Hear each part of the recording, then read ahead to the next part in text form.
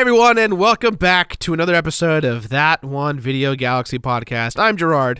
I'm Brett. I'm Al. We're gonna have to work that out. I'm really sorry. We need to. We can do another one if you want. Yeah, let's try it again.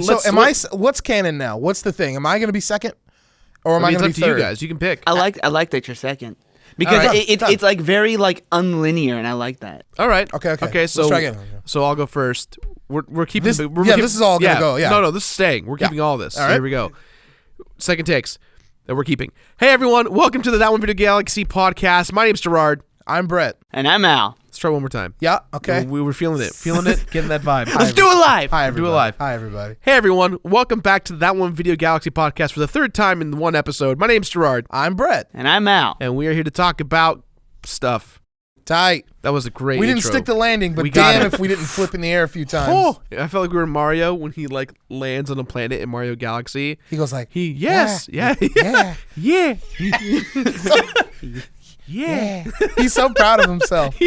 You forget that Mario is a person, and like when he like does things well, he feels proud. Yeah. You get the little inner giggles. Yeah, I did it. Yeah. So usually this podcast is about, what we're trying to make it about is we're going to be talking about a game we talked about on the show. That's going to be the focus. But this week we wanted to change it up a little bit differently. We want to talk about stories. And I don't mean personal stories. I'm talking about video games. I'm talking about stories in games like plot and narrative and controversies and plot twists and It is controversial out there. acts 1, 2, and 3 with the rising action and conflict and all that fun stuff. Absolutely. So where should we begin? At the beginning. At the beginning. Once upon a time. No, everybody has an opinion about stories in games. A lot of people care about the stories in games. A lot of people don't. And it's an area of video games that's being explored in a very different way now that the technology is advancing more and more. Story used to be incredibly tertiary to video games. Now they're becoming more important than ever. It is funny. I was Brad, please put the definition of tertiary on screen so in case anyone just a little and put a little ding too, so it's just tertiary. Right across. Tertiary. Third in terms of priority. There you go. Tertiary. There you go. The more you know. But it's shit, Jirard. What? Tertiary. Oh, I'm so sorry. I'm so sorry. I was drinking some tea and I ruined. Also, I said the a curse immersion. word. No. We swear on here. It's okay. Oh. We're just not full-fledged swear boys. Okay. This is the third episode. I'm letting you know that I've felt like This is like felt like Goku, just holding my power level back and trying not to curse. I'll still continue to try. But what I was saying was about narrative. I'm sorry, guys. Narrative. Oh, right. I noticed. I think it was the trailer. It was a commercial. It was a TV spot for Mafia 3 coming out soon. Mafia 3 comes out at the end of October, I think. Okay, that makes sense. And I've never played one of those games. They look interesting enough. But what I noticed is that like there was no gameplay in the TV spot. It was all CG stuff. And it's not like I'm not an idiot. That's not a new thing. I get that. But it's interesting because I never thought about it from the perspective of the advertiser, from the company. They are attempting to sell a game, and the way that they're doing it is via the narrative, the story. They spend so much time setting up the character, like, yo, I'm back in town, this is my family, blah, blah, blah. Yeah. They're not selling mechanics at all. They are selling, like, the way the game looks, maybe feels a little bit, but mostly, like, this is the stuff that happens. Interesting, right? Well, I think, so one thing that I've noticed from how you market a game, this is a whole different topic, but it's like right there in the nose. Yeah, it is what is more important to the player? Is it story? Is it how the game is played or how the game looks? Okay, are you asking us or are you saying like are you, what a marketer thinks? What a marketer thinks? Well, no, I'm asking us right in the sense of like let's discuss it, but Yeah. more importantly, I think advertisers are trying to pick one of those three pinnacle points as to how to get their game across. And I think how the game looks for the advertiser is the biggest one. I think that, even if you've never played Grand Theft Auto 5, when those trailers came out, they were very expressive and very, meet this city and these guys and the story but more importantly of how it looks, because the look is what makes people appeal to the game. In the Mafia commercial you were talking about, they obviously just showed the CGI story elements of the game. Yeah, exactly. It's not a very captivating like story bringing in commercial. More so, it's about look at the graphics, look at this guy in the suit and the way that he's slow walking in Louisiana and so on and so forth. I don't know, because I think it is about the narrative as well. I think there are people, they're trying to capture people the same way that movie trailers do. I think there are certain movie trailers and game trailers that lean a little bit harder on the things you're talking about, making things look pretty, trying to make it pop so that it catches the eye. However, I think the Mafia trailer and a lot of other game and movie trailers out there try and hook people in on the premise. They try and go, isn't this an interesting idea we had?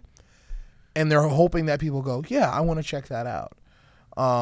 I think it's both. I think they both happen is what I'm saying. Interesting idea, rendition 3.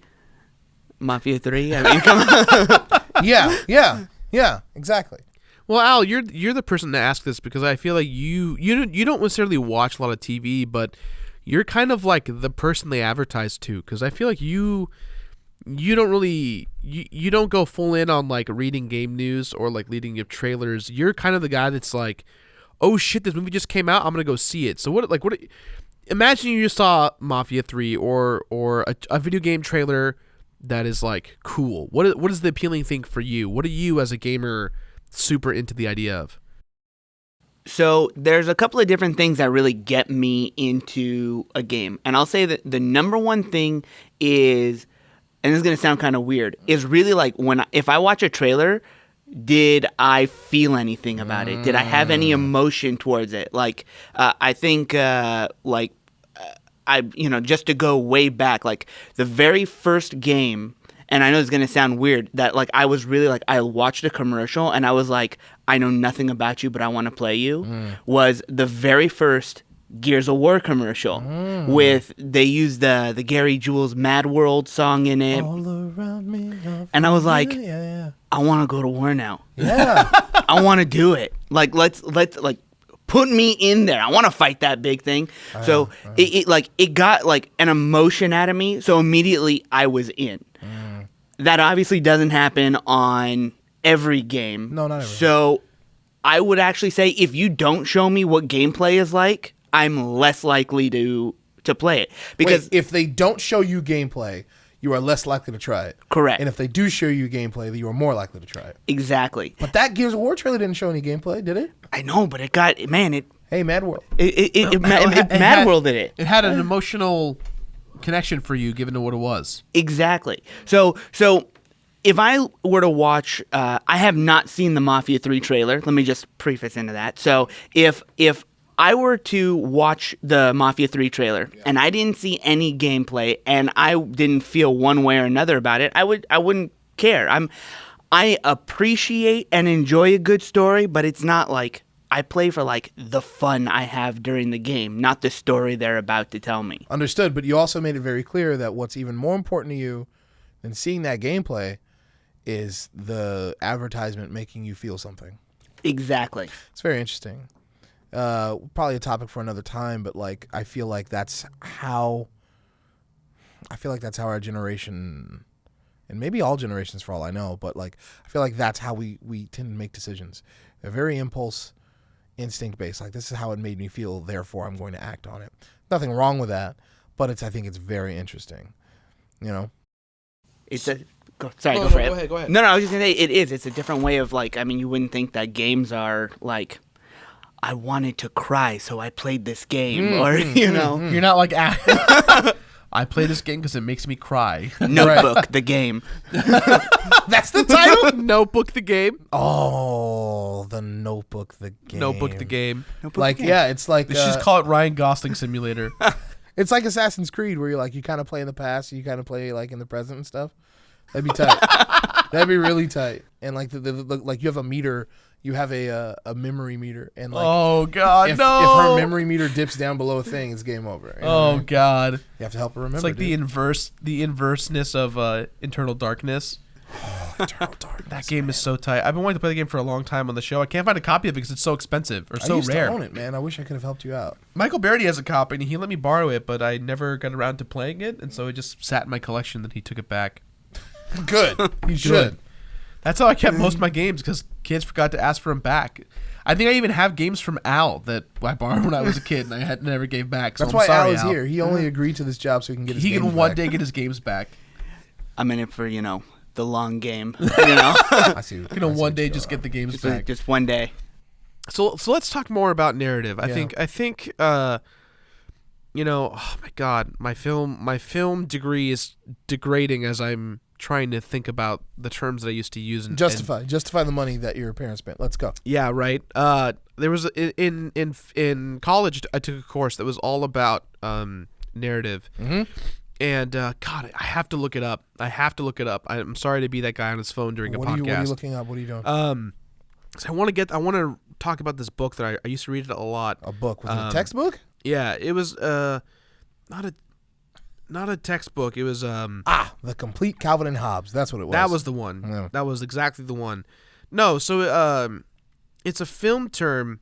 Oh, I think no, that's not the right one. I almost said the completely wrong title. a film term. Well, it's not a film term. I can't find the name, but Don't worry about it. The author of this book, he talked about how all films and subsequently games can be broken down into the hero's quest for change. Are you talking about the hero's journey? The hero's journey. I think that's the name of the book. I'm familiar with the hero's Talking journey. about the how every film and every game has the theoretical slaying of the dragon. Yeah, there's these steps that supposedly every story has. I don't necessarily agree with the hero's journey for every story, but I definitely think it shows up in a lot of them. Yeah, well, I think that's kind of my rubric for how I not judge films, but how I consume content for most films going forward is, and I don't use it as like that's the thing I use to judge all movies, but I definitely use it as like, does the character change? Do they have conflict? Is the conflict big enough, or is the want big enough for this character to have the journey?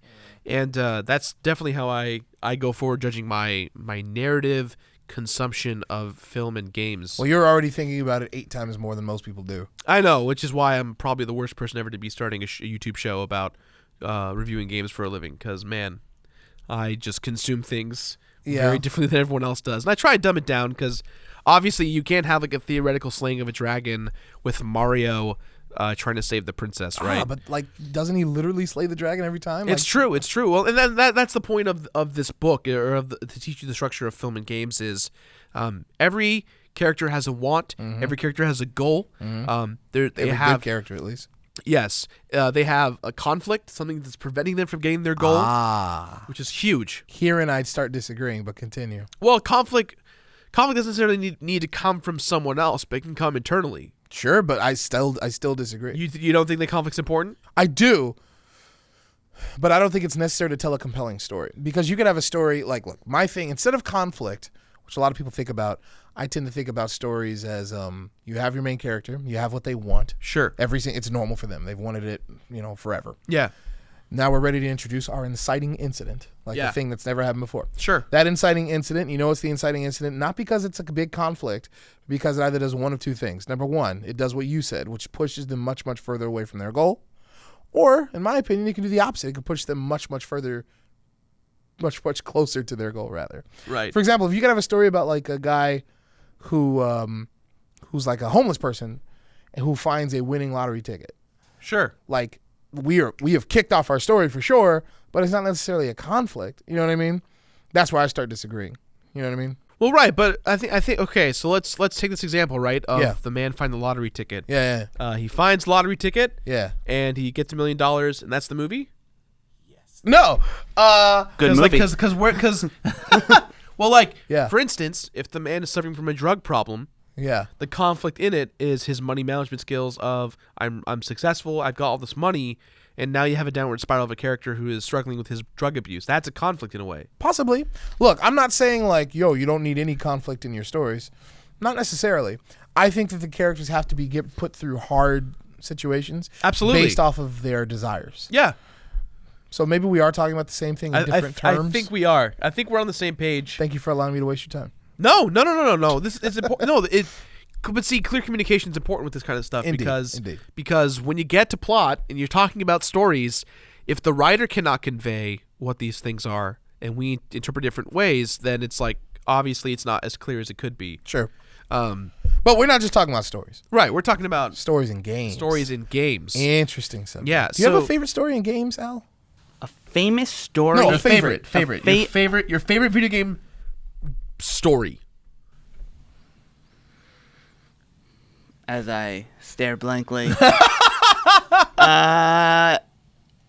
Okay, so I would say I don't have a favorite story.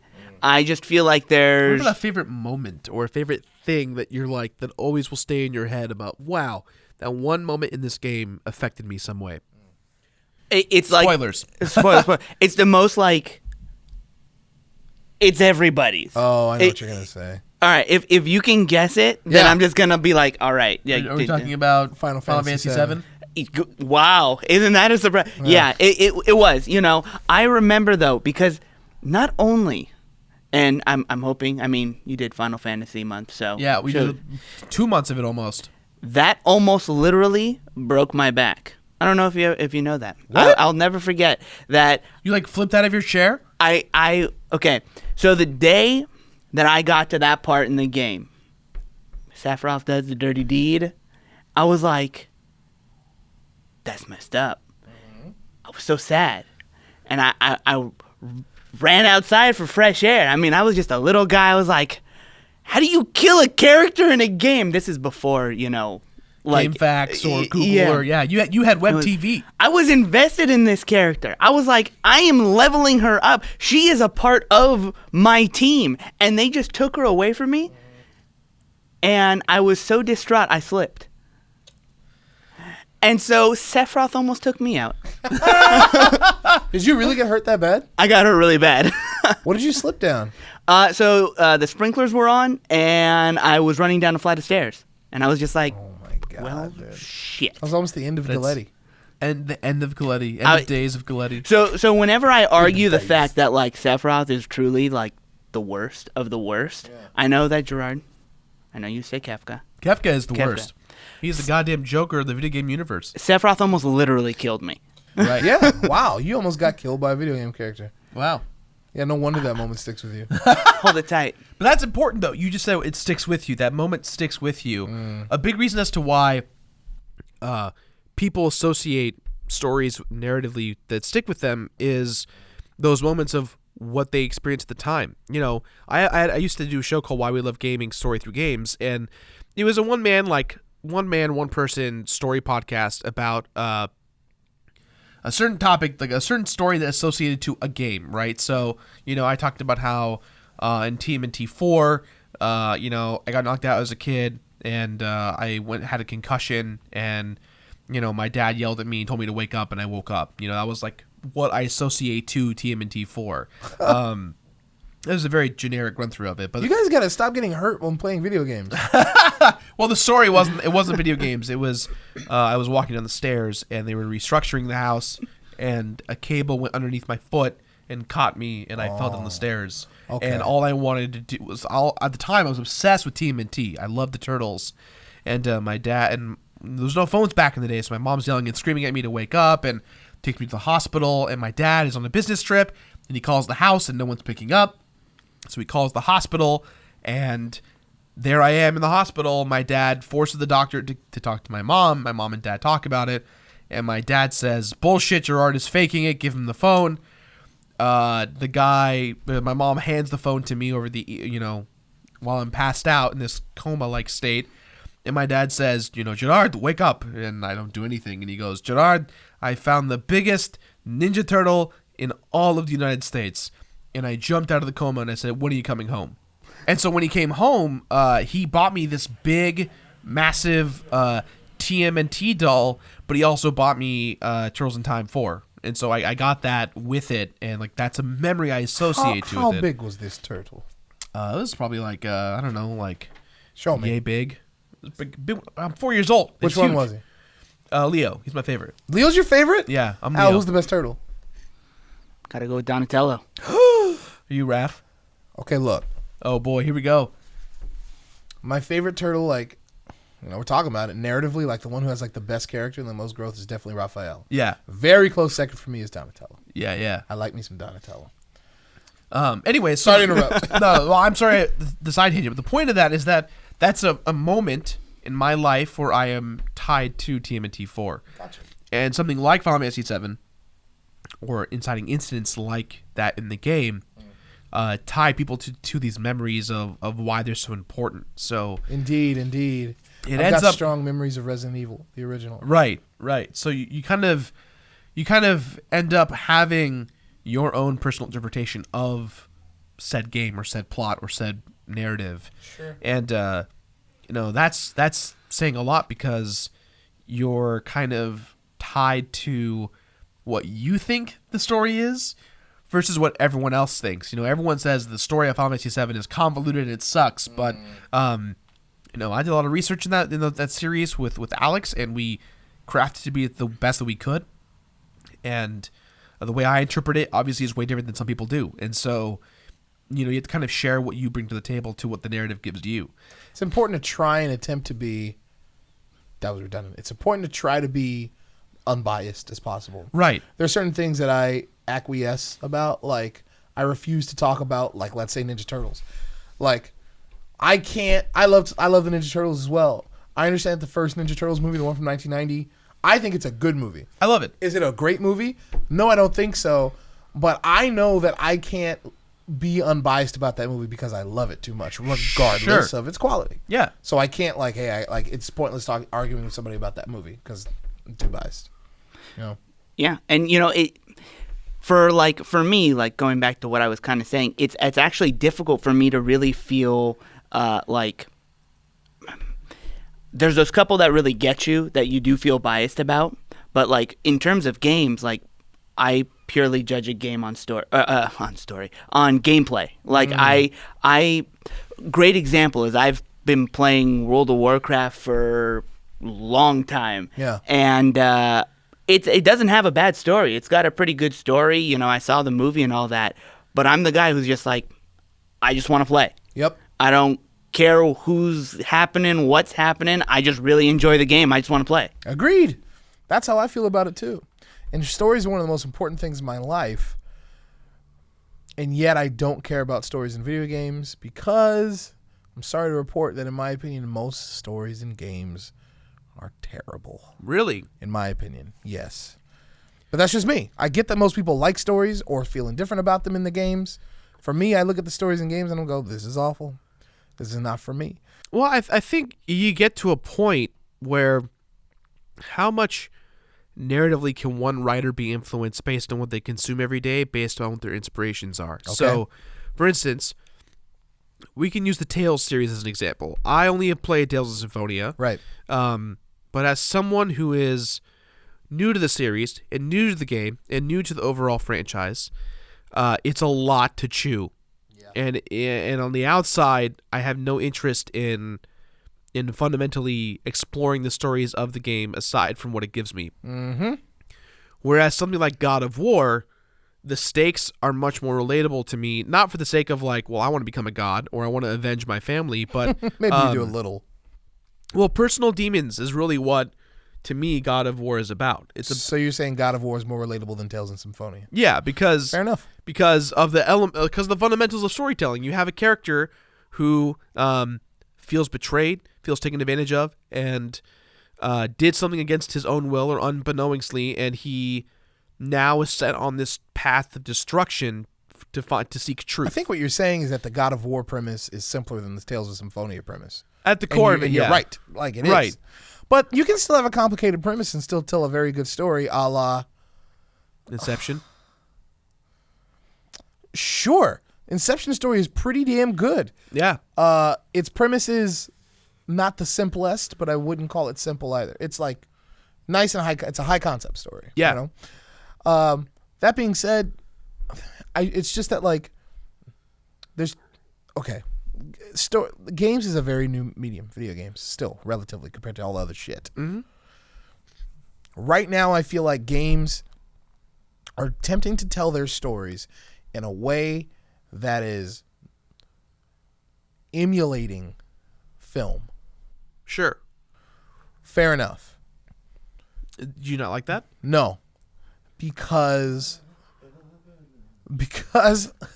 Hey, Sam. What's going on, Sam?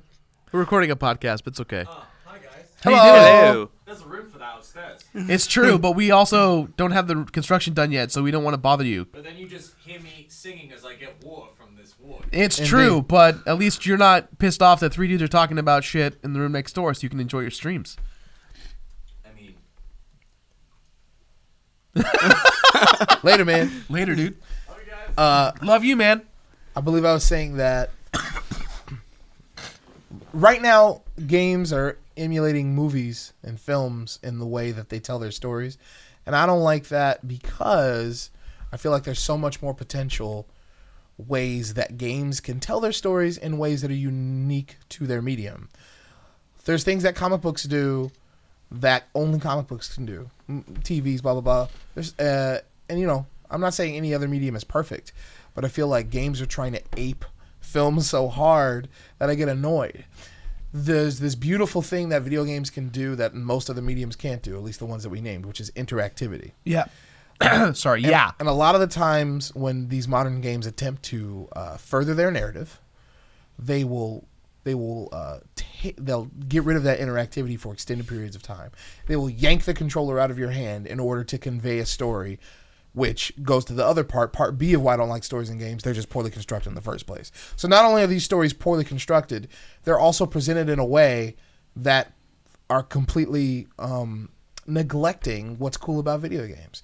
To me, in short, every time I play a goddamn video game and it takes the controller out of my hand to play me a cutscene, every time I feel like I went to the movies and then about 30 minutes in, the lights go up and then an usher comes out and goes, "All right, everybody, we are coming up to the portion of the movie where you take out your radios."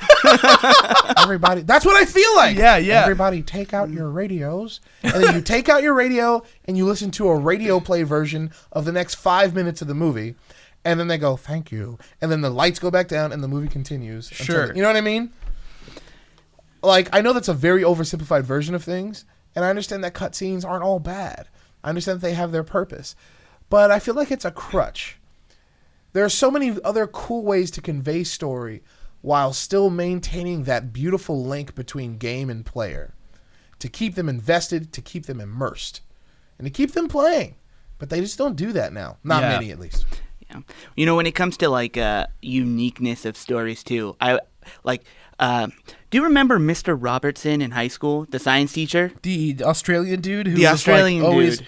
Dude, this dude, no joke, first day of class is like, "You're all ignorant." That's like his whole Yeah, bit. that's it. That's his thing.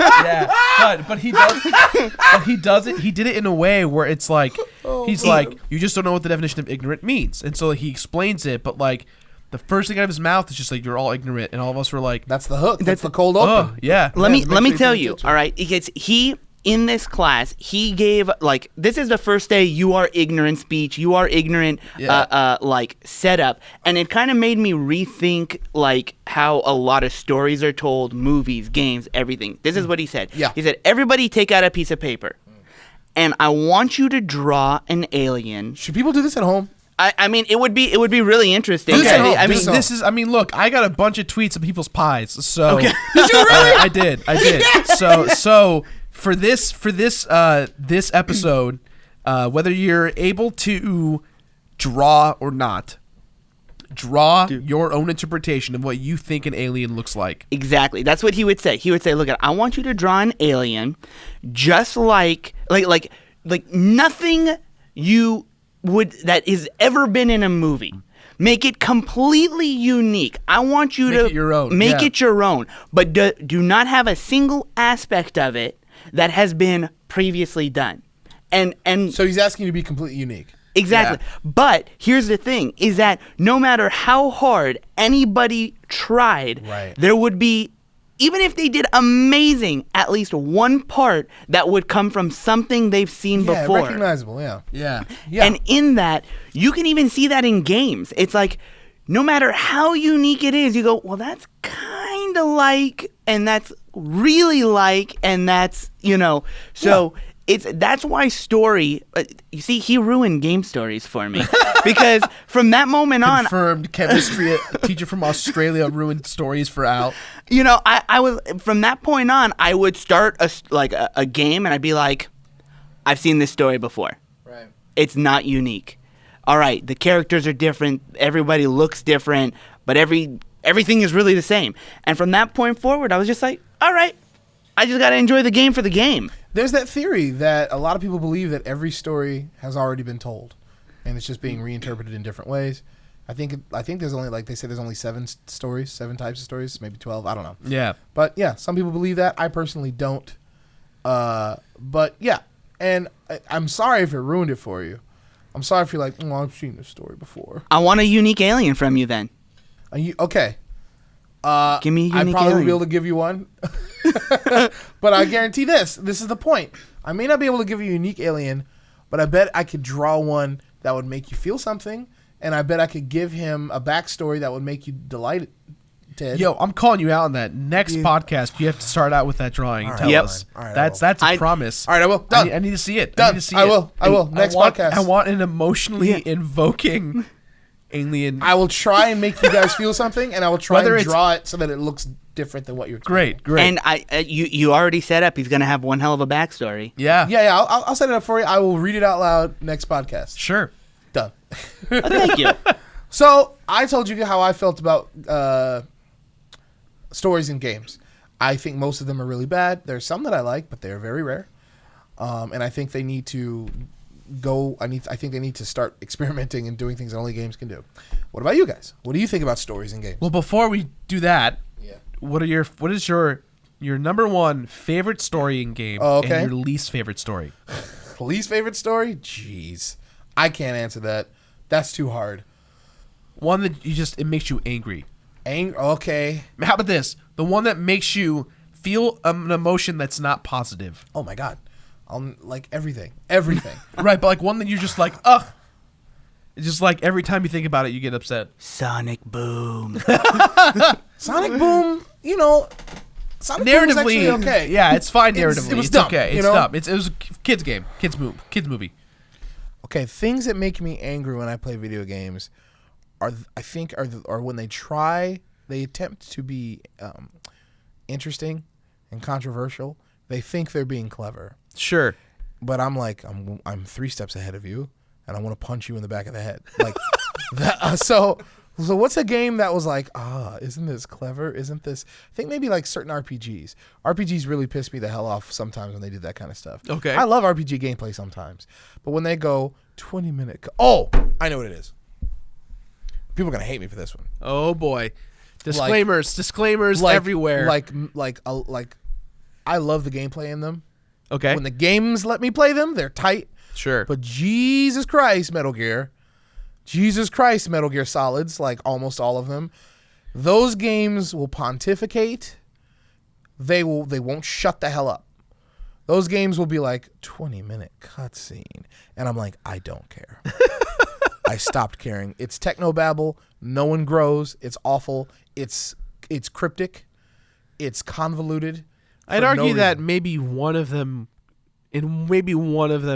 something happens in terms of like character growth, but the rest is like Right. And I know that there is it's very character growth. diehardish. Like, I know that there is character growth. I know the character of like Big Boss, Solidus, blah blah blah blah blah blah blah. I get it, but the fact of the matter is that you like it's one of those stories that like it's told in a cryptic, convoluted way in order to be cryptic and convoluted. Got it. Like you could I could take that story and be like, here's the entire story of Metal Gear in 2 games, and it's better. Sure. That sounded really bad. No, I want to take that back. No, I wanna take that I'm right there back. with you. couldn't do that. I understand what you're saying. Anyway, good stories in games. Your favorite one. Top one. Story. Like it's probably a tie between Half-Life 2 and like the Portal games. Because number 1, the stories that they tell are fine. Like remember, I have 2 categories. Number 1 is like, how do you tell your story? And number 2 is like, is the story itself good? Yeah. Okay. Let's start with number 2. The stories themselves are like fine. Half-Life 2 is like, standard interdimensional sci-fi stuff. I'm fine with it. It's fine. The story in the Portal games is a little bit more imaginative, but still like nothing to write home about, in my opinion. Yeah. However, what elevates those stories for me are the fact that those games never take the control away from you, or if they do, it's literally for about 5 seconds. Sure. The stories in those games, which are very minimal. Well, Half-Life gets kind of involved, but I'm talking about Portal here. The stories in those games, which are average, are elevated because they utilize and embrace the fact that they are video games. They do things that they can only do because they're video games, and I really appreciate them for that. That's all. Sorry to be long-winded. No. This topic, the reason why we chose it is because the reason why we chose it, thanks motorcycle guy for doing that. It was Sam. Sam Strippin went home on his bike. Yeah. I am an American now. The reason why we chose this topic is because it's one of the Brett and I are always constantly talking about films, Constantly fighting about films. But it's always funny because we fight passionately against one another, but we're always on the same page, which is so funny. We're just like, it's like chaotic neutral versus chaotic neutral-ish in the sense of like we're almost there. And we figured that we could talk a lot about it. To me, narratively, I think because of my upbringing through school and through film and theater and stuff, I do think of films and games very narratively in the sense of the slaying of the dragon, man versus nurture, man versus nature, things like that. Interesting. And so I feel like in order for a film or game to pull me in, narratively at least, I need to have these order of operations, Act 1, Act 2, Act 3, inciting incident, rising Really? action, falling action. And if the games lack these things, it already from the beginning makes it hard for me to enjoy the game because I didn't know you thought about it like that. Yeah. I don't share it often on the show because I think that it's a too complex way to enjoy content, and it's something that with my age I've learned to separate what I think of games and movies to just enjoying a simple popcorn film. What's a game that has the perfect structure to you then? Oh shit. Yeah. Put That's you too on the hard. spot now. That's too hard. I don't think any game has the perfect story. What game do you know that has like the closest story to like your structure that you have? I think my favorite one is Crisis Core Final Fantasy VII. And I think for all the technobabble that's in it, is it a great story? Arguably up in the air. I think what it has is great character building. And I find myself relating to Zack from start to finish. You have a man who goes from, doing the right thing is the thing to do, and then he, encounters all this conflict, and he then has this world of maybe doing the right thing isn't always the right answer, or maybe doing the right thing isn't the right thing, and by the end of the game, he goes, you know what? No, doing the right thing was the thing for me. It worked for me, and everyone around me didn't do the right thing, but I did. Arc. Right, and so that to me is one of the best character arcs because not only that, but sorry, I'm sick as you can tell. Not only that, but when you get to the end of the game, you feel something. You feel something, especially because you know of his fate. You know what goes around it if you've played Final Fantasy VII, and so you kind of get this tornado and twister of emotions because you know how the whole story goes, but I got caught off surprise of what this character, you. It's like saying, Mario beats Bowser and saves the princess every day, right? But if narratively it's told differently, or you see it from a different perspective, where you're like, oh, maybe Bowser's not such a bad guy, you then have a new perspective of how you view Mario and the princess. You're referring to the deconstruction of common ideas, right? Absolutely. And so I think Crisis Core is one of my favorite stories narratively. I gotta check it out. Yeah. All right. So that's my favorite story narratively. I would say the worst one. What's the worst story? What's the worst one we've done? It's.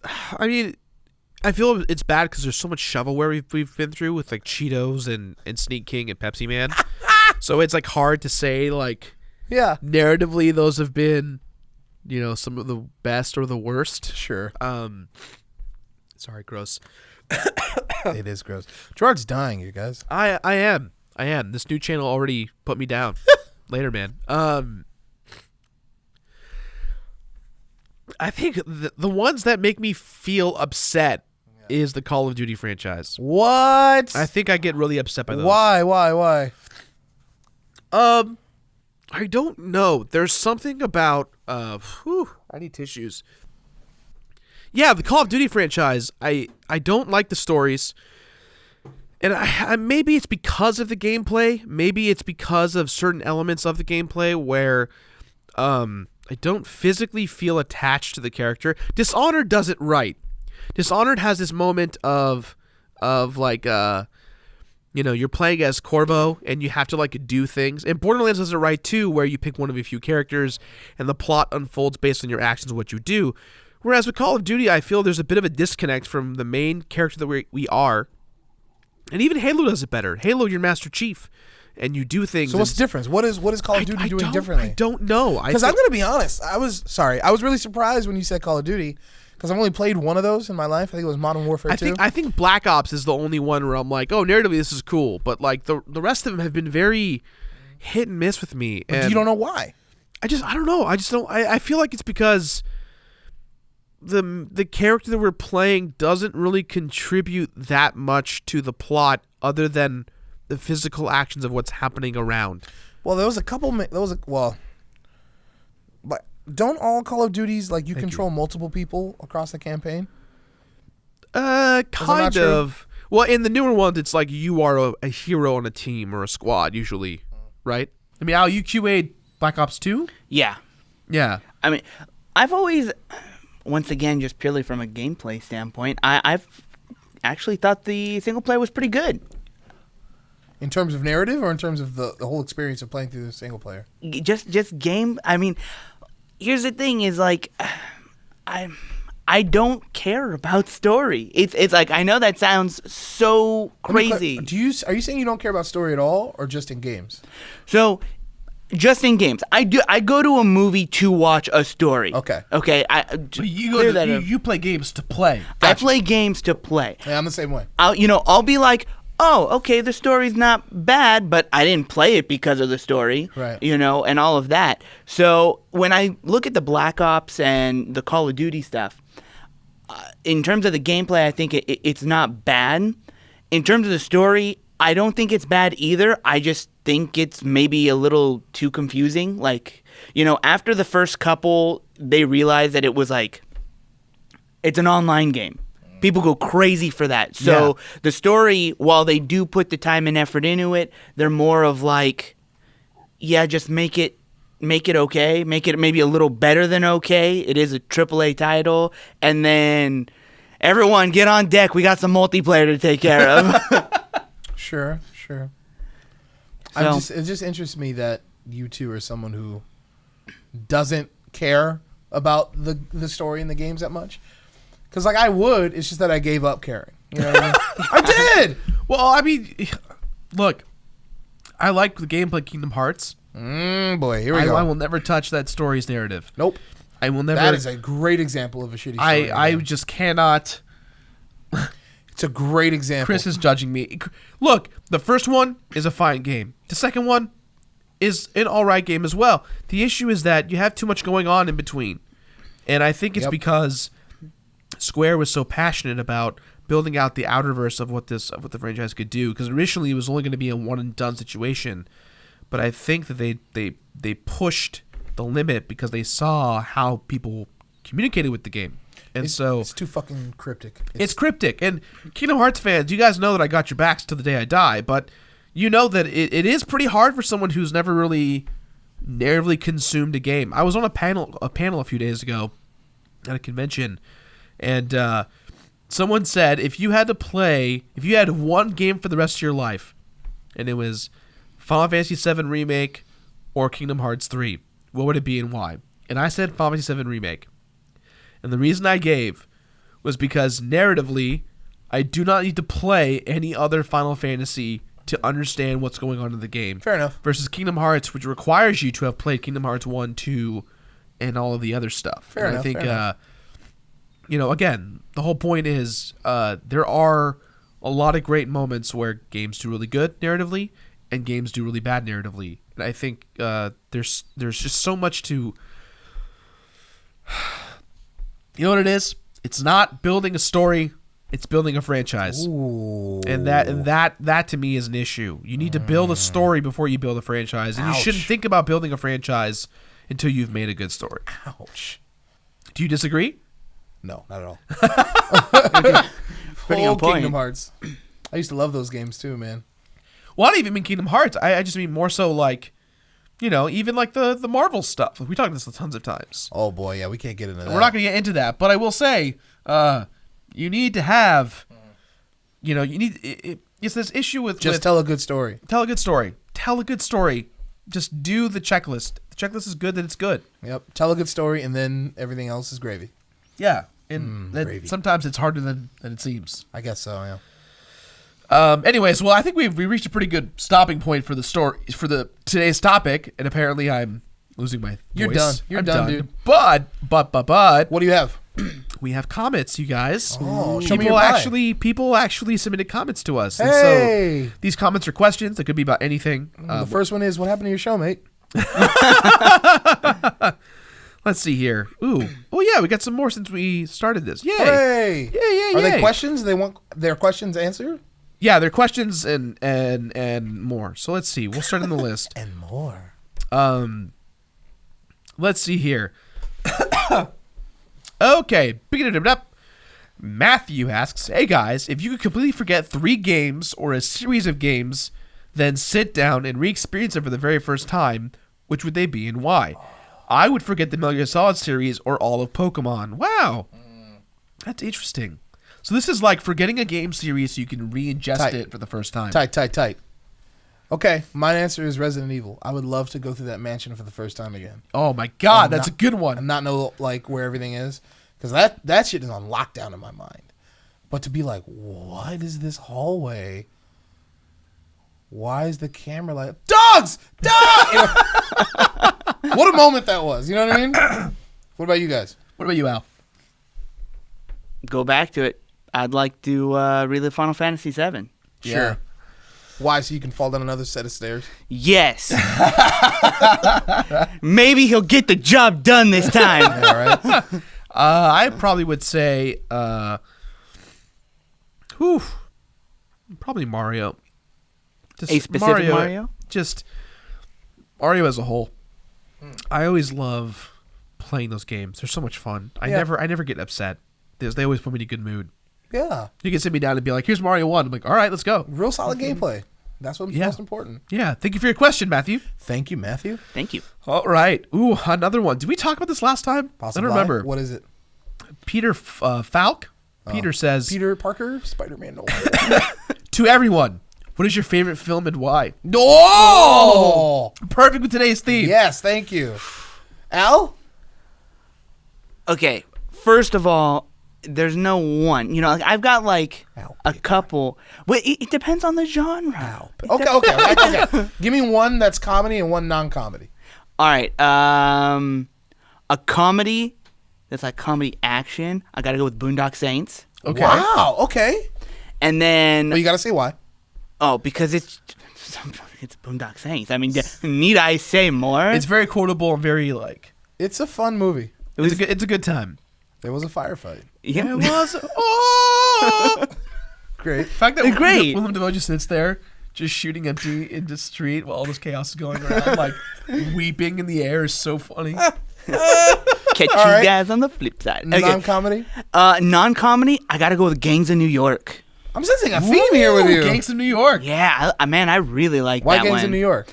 Because I think that Daniel Day-Lewis's Bill the Butcher is just like that. Him as that character, like I wanted more. Yeah. That man can act his ass off. Yeah, he can. All right, Jirard. Yeah. Number one movie. Number one. I think I've said this before.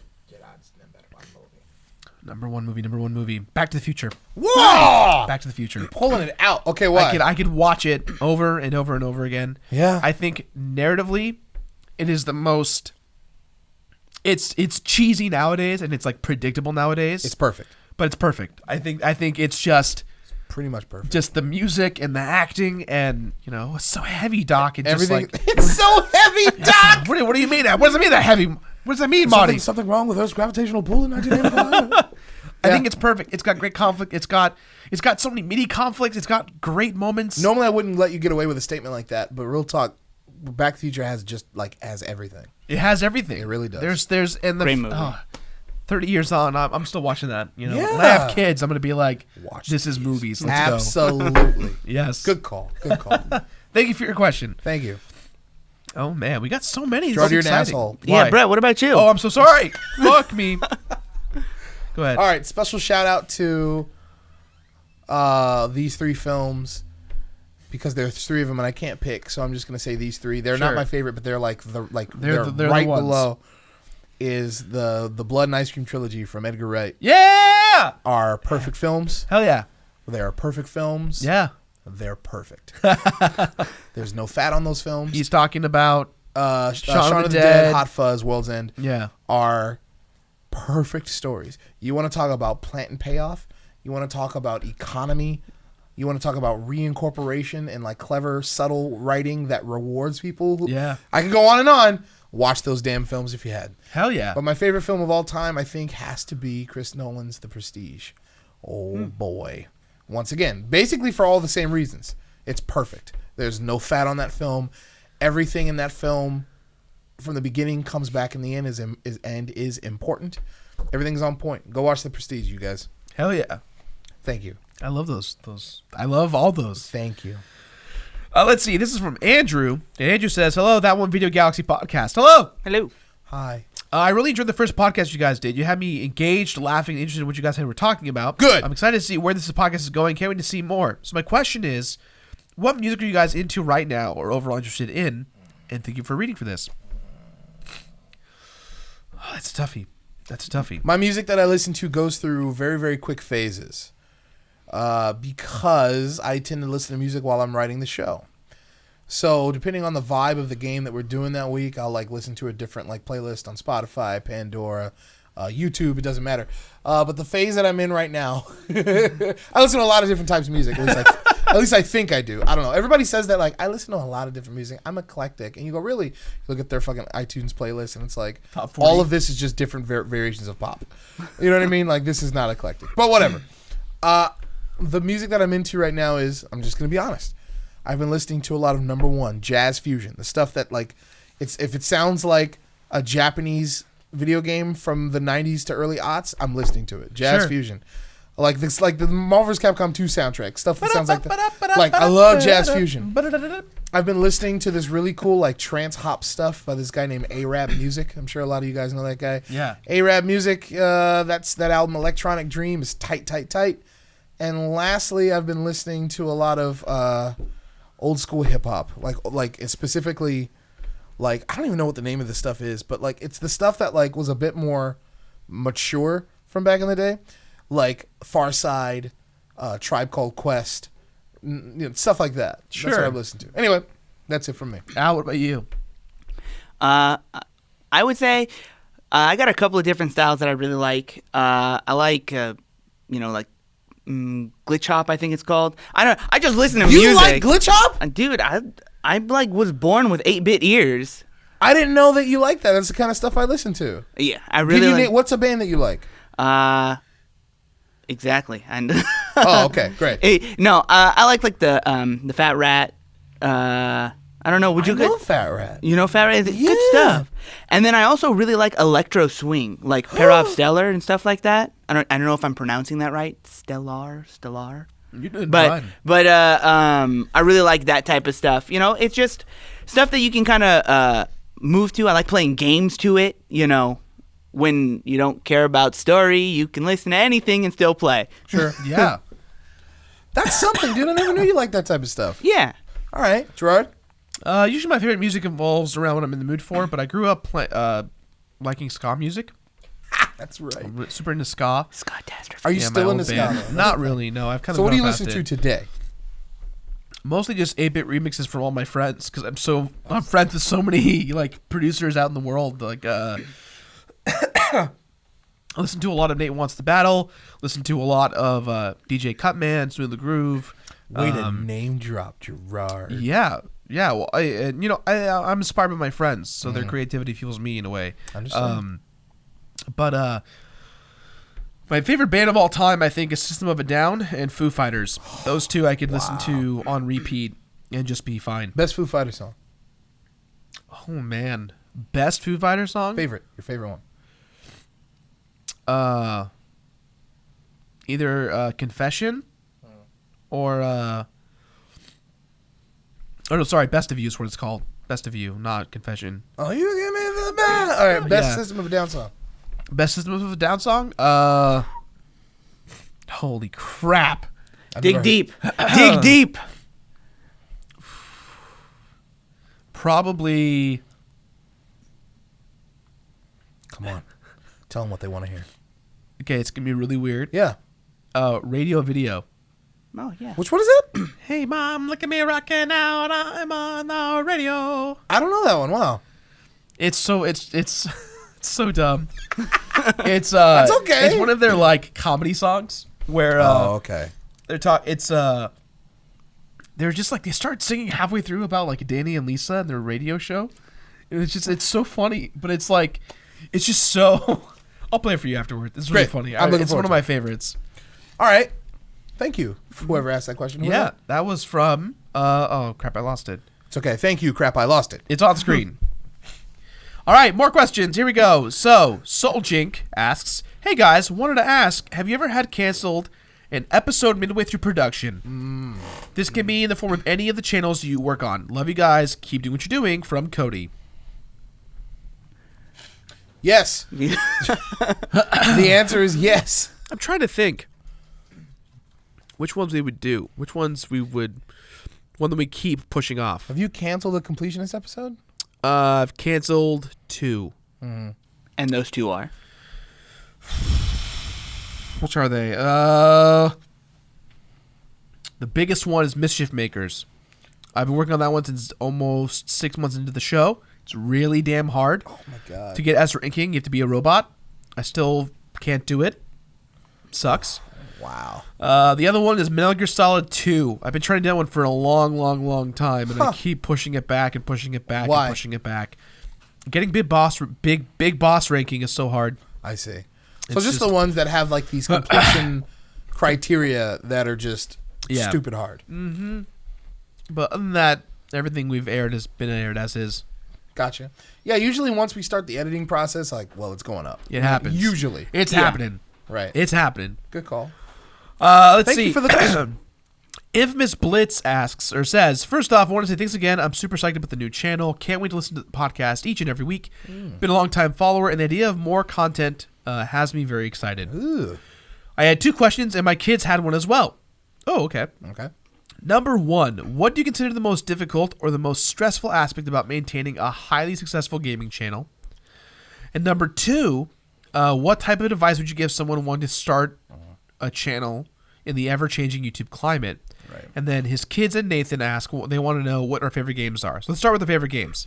Favorite games. Favorite games? Donkey Kong Country 2. Street Fighter in general. I gotta go with World of Warcraft just by pure number of hours Sure. put in. That's a nice gamut. What do you consider the most difficult or most stressful aspect about maintaining a highly successful gaming show? You tell us, Jirard. Can someone get the brandy? Can we get like a glass of wine or something to get this Are going? you about to go off? Are you about to just... No, I'm just like going down the deep dark pits of. Got your tea there. I do have my tea. My chi tea. You have no idea what you're saying. No, I Jirard's don't. drunk I'm- and dying, you guys. Good night. Is it a hot toddy? It is a hot toddy. Oh, there you go. Hot toddy. Really? I don't know what that is. We should get brand dealed by Hot Pockets. Yo, Hot Pockets, hit us up. We're Ham ready. and cheese. Ham and cheese, hot pepperoni pox. Delicious. So the most hard thing about maintaining a YouTube channel is, and I don't want to take this the wrong way, and I think a lot of it is the fans. Making you can't make everyone happy. You really cannot make everyone happy. Over the years, I have had my fair share of just YouTube drama and stuff, just from start to finish, and it's you know, I feel that I had to like amputate a part of my life out from the YouTube audience. That's really depressed me. It's actually the whole reason as to why this channel exists, is because it's a healing process for me. It's trying to get acclimated back into acclimation of dealing with fan interactions in a way where there isn't so much negativity. You know, I've tried to live my life as positively as I can, and there's always someone who's just been putting me down, bringing me down, making me feel bad, and putting the blame on me for stuff. And that stuff is always the hardest, because all you want to try and do is make everyone happy, and sometimes you just can't do that. Sometimes you just can't make everyone smile. You have to have some people who are upset, and it truly sucks, because deep down inside you just want to be a good person, and you can't.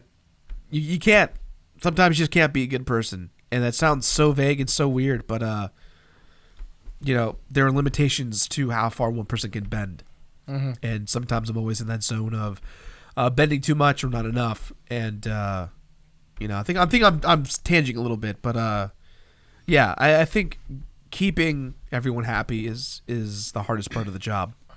It's the impossible part of the job. Yeah. So what about, how would you go about, what's some advice you give them to starting their own thing? Have as much fun as you can. That's the most important thing. Don't do it for the views. Don't do it for the subs. Don't do it for the money. Do it because it's fun. It sounds so generic, but it's so true. One thing that people can smell miles away is bullshit. They'll know instantly your channel's not real, you're not a real person, what you say has no weight, you don't care about anything. But I think the important thing is having as much fun as you can. And we tend to struggle with that sometimes, because we're such in the grind of how the show is produced. But, you know, we'll have our days where we don't work for 6 hours and play Street Fighter last Monday. But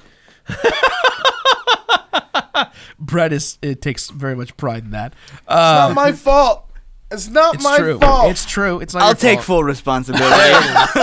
There it is. But I think the biggest thing is to have the most fun that you can, and everything else just kind of comes with it. Good advice. Yeah, Hold on. we'll do one more question, and then we'll call it. Already? One more. Thank you for the questions, by the way. One more question. And thank your children for the question. Yeah. Let's see here. Who's it going to be? Who's the last Who's one? it gonna be? Ooh. Who's going to get it? Who's going to get it? Okay, let's see here. This person remains to be anonymous, but their nickname so we could use is Ildoida? Ildiota? Ildiota. They ask, my question is there a game you really like and love with burning passion that you would absolutely not recommend to anyone to complete?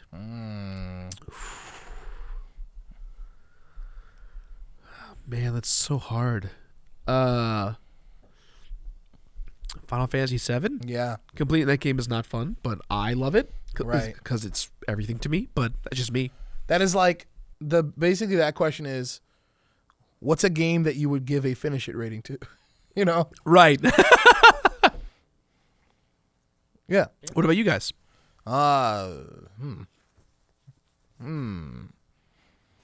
know for me, hands down, probably game I love, but would not want to have to complete or have anyone else complete Borderlands 2. Oh, yeah. Yes. We've been working on that one for a long time. I would say like the Pokemon games. Yes. I love those to death, but don't catch them all. I caught them all because I love it, but no.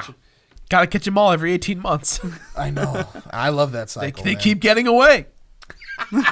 I could have sworn there were less dudes last time. There's like 800 now. Do you guys multiplying when I put you away? And they're like, yeah.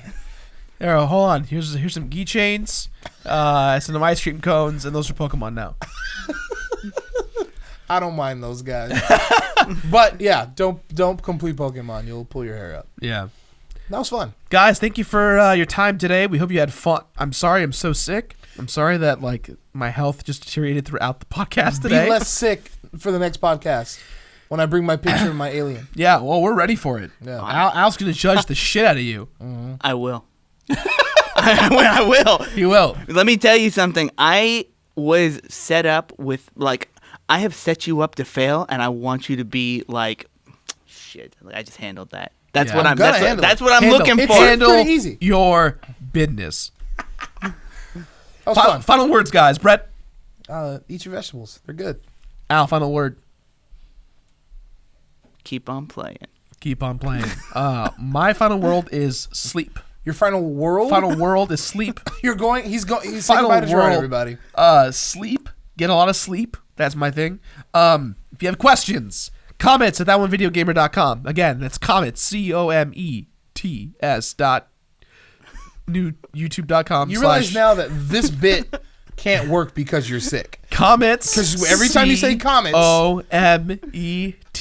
Comets is in rocks flying from the sky. Right. Comets. Because You're this is sick, the though. That so One it Video sounds Galaxy. really like comments. The name of the podcast has the word galaxy in it, so comets. Right. Get it? I want you to try your hardest to say comments without it sounding like comments, even though you're sick. Send your comments to comments at thatonevideogamer.com. That's not bad. All right, good job. Thank you. Use your questions. Get them answered here on the show. We love you. I love you. And we'll see you guys next time. Bye-bye, you guys. Take care. I'm going to sleep. Complete sleep. Complete sleep. Street Fighter, no sleep. Oh, shit. Oh, game on. All right. All right, turn us off, boys. Yay! We did it.